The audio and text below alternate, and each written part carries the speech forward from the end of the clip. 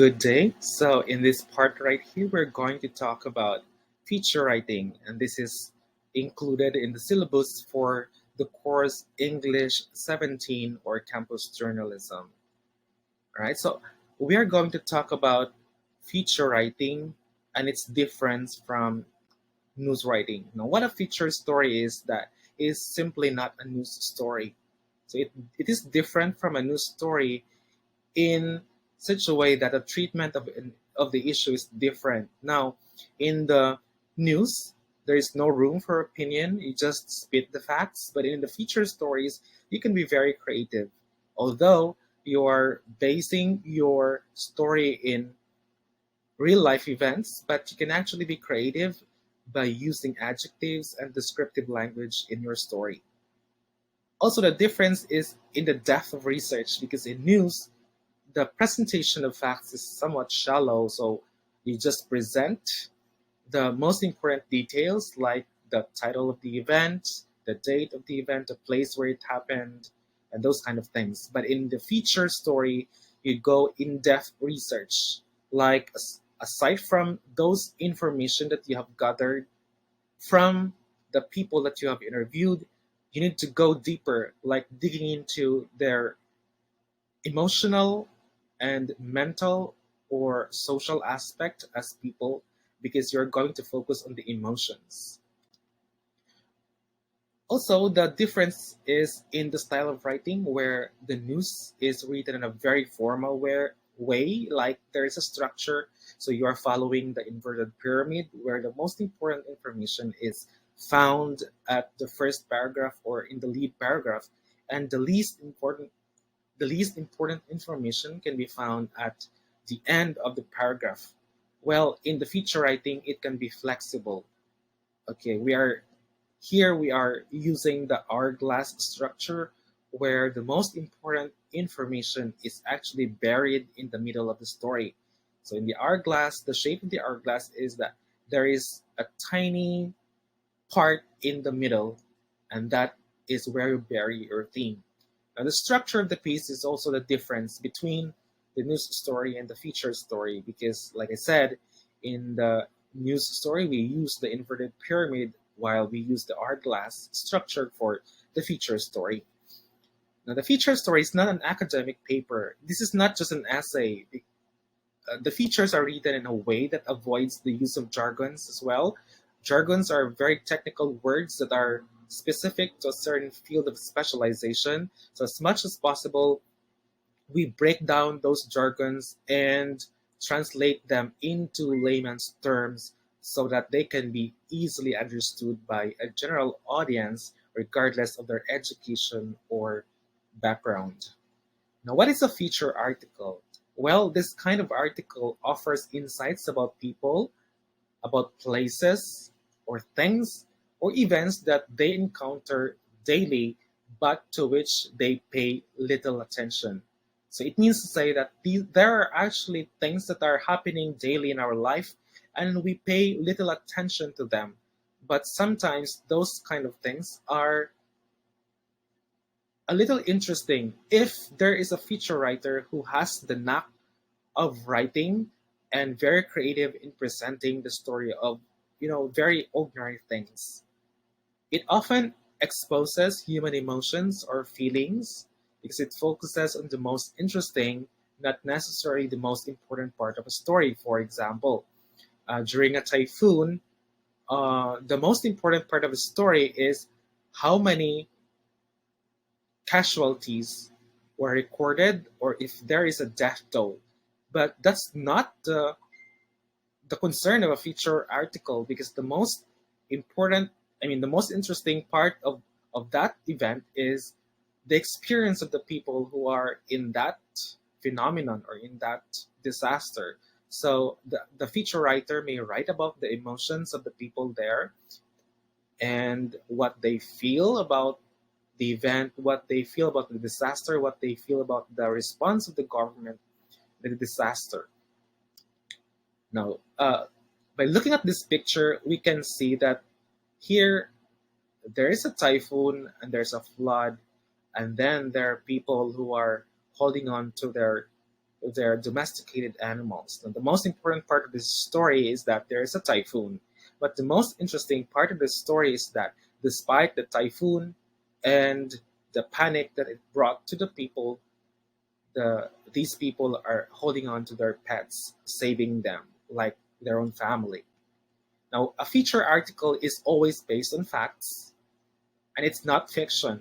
It means that you don't imagine things that happened, or you don't imagine places or events or people. This is always based on facts, and it presents and provides the human dimension to an event, meaning that you give emotion, you give life to the story by describing the atmosphere, describing the feelings of the people in that event. For example, this one, after the typhoon, there are lots of people who have been victims of flooding. Some of them died, and this captures the human dimension of that event. The feature article is based on that mysterious ingredient in journalism, which is called the human interest. And here in the human interest, we use a human face. For example, if you're talking about child labor, it is vague just to discuss child labor without using a person, without using a child, without using the experience of a child who had been in the child labor. So the human interest there is an event that appeals to us because we can relate to it. Look at this picture. So this is a wedding event, probably during the typhoon, and no matter what the time of the day or whatever disaster is happening, the wedding will still take place. And this is very important to note that there are things that are happening like this, and people with their resiliency are able to live through it. And this could be a good feature for a magazine or for a TV show. Now let's look at the types of feature stories. So we have the trend stories, the human interest stories, the profile stories, the how-to stories, and the behind-the-scenes stories. And there are a lot more of these, but these are the most popular ones. Now, the first one is the trend stories, and these are reports on changes that happened gradually over time. So, for example, in school, what are the trend stories there? Like in enrollment. So last year, how many students enrolled in the school, and this year how many enrolled. So if there is an increase or decrease, that is an example of a trend, and it could be a good source of a trend story. So it's often a good idea to personalize the leads of these stories. Look at this picture. So in October when oh no it when in September when the iPhone 14 was launched in the market, and in October it was opened for orders.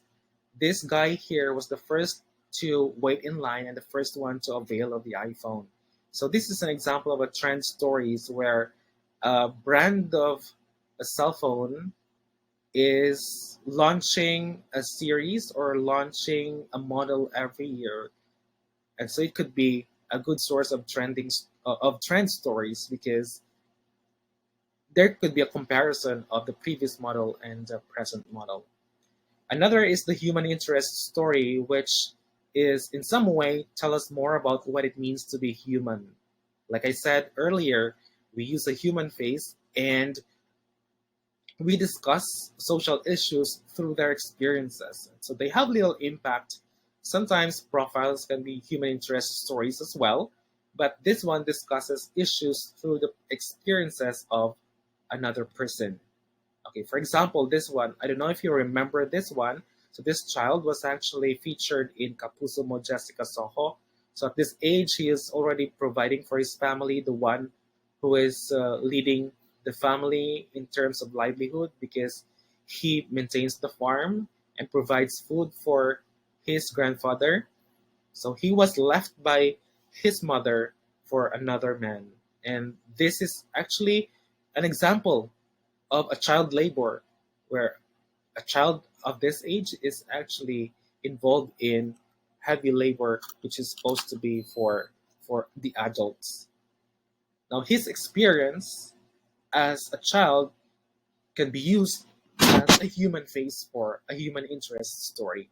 We also have profile stories, and these tell the story of a person or persons, provided that they're very important or very prominent people.